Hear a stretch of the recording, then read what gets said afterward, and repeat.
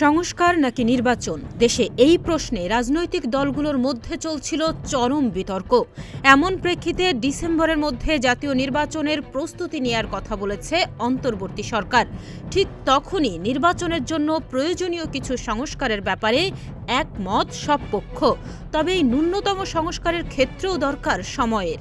এখন প্রশ্ন হচ্ছে, আসন্ন নির্বাচন নিয়ে কমিশন কতটা প্রস্তুত? নির্বাচন কমিশন প্রস্তুতির জন্য সময়ই বা পাচ্ছে কতটা? ডিসেম্বরের মধ্যে নির্বাচন আয়োজনে এরই মধ্যে কিছু প্রস্তুতি শুরু করেছে নির্বাচন কমিশন। কিন্তু এই সময়ের মধ্যে ভোট আয়োজন করতে নির্বাচন কমিশনকে ভোটার তালিকা চূড়ান্ত, রাজনৈতিক দল নিবন্ধন, সীমানা নির্ধারণ ও নির্বাচনী আইনগুলোও সংস্কার করতে হবে। এদিকে সংস্কার কমিশনের প্রস্তাব চূড়ান্ত না হওয়ায় সীমানা নির্ধারণ, রাজনৈতিক দল নিবন্ধন কিংবা নির্বাচনী আইন ও বিধানগুলো পরিবর্তনের কাজ শুরু করতে পারছে না ইসি। যে কারণে ডিসেম্বরের মধ্যে নির্বাচন আয়োজন করতেও এক ধরনের অনিশ্চয়তা তৈরি হচ্ছে।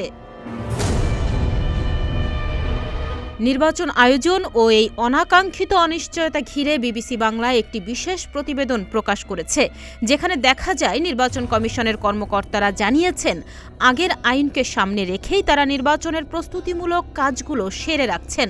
বিশেষ করে মাঠ পর্যায়ে ভোটার তালিকা হালনাগাদের কাজে এখন বেশি গুরুত্ব দিচ্ছেন তারা। এখন আগের আইন ধরে প্রস্তুতি নেওয়ার পর যদি সংস্কারের মাধ্যমে আইন ও বিধান নতুন করে ঢেলে সাজানো হয়, অনেক কিছুই নতুন করে শুরু করতে হবে। সেক্ষেত্রে ডিসেম্বরের মধ্যে আগামী নির্বাচন আয়োজন করতে তাদের বড় ধরনের চ্যালেঞ্জের মধ্যে পড়তে হবে। এদিকে নির্বাচিত জনপ্রতিনিধি না থাকায় জাতীয় নির্বাচনের আগে স্থানীয় সরকার নির্বাচন আয়োজন করার বিষয়ও ভাবছে অন্তর্বর্তীকালীন সরকার। এ বিষয়ে সংশ্লিষ্ট কর্মকর্তারা বলেন, যদি ডিসেম্বরকে সামনে রাখি তাহলে আমাদের সেপ্টেম্বর অক্টোবরের মধ্যে সমস্ত কাজ শেষ করতে হবে এবং সেইভাবেই আমরা এগোচ্ছি।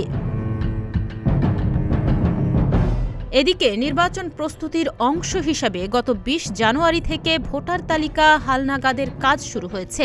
চলতি মাসের প্রথম সপ্তাহ থেকে দেশ জুড়ে চলছে নতুন ভোটারদের বায়োমেট্রিক তথ্য সংগ্রহ ও ছবি তোলার কাজ।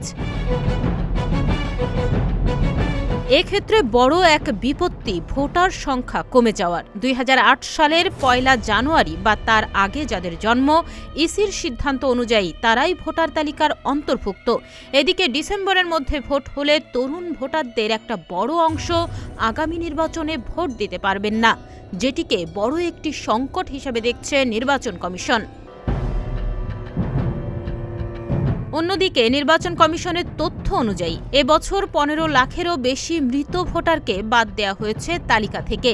নিয়ম অনুযায়ী ভোটার তালিকা থেকে মৃত ভোটার বাদ দিতে মৃত সনদের প্রয়োজন হয়, কিন্তু মাঠ পর্যায়ের কর্মকর্তারা বলছেন তৃণমূলের অনেক পরিবারই মৃত ব্যক্তির তথ্য দিলেও মৃত্যুর সনদ দিতে পারছেন না। এছাড়া বাংলাদেশে জাতীয় সংসদ নির্বাচনের আগে সংসদীয় আসনে সীমানা ও রাজনৈতিক দল নিবন্ধন নিয়ে নানা জটিলতা দেখা দিয়েছে। নির্বাচন কমিশন অতীতে বিভিন্ন দাবির প্রেক্ষিতে ১০টি আসনের সীমানায় পরিবর্তন এনেছিল, যা ২০০৮ সালে সর্বাধিক ছিল। আসন্ন ত্রয়োদশ জাতীয় সংসদ নির্বাচনের রোডম্যাপ এখনও ঘোষণা হয়নি, তবে সীমানা পরিবর্তনের ৪১টি আবেদন জমা পড়েছে। তাহনিয়া ইয়াসমিন, প্রতিদিনের বাংলাদেশ।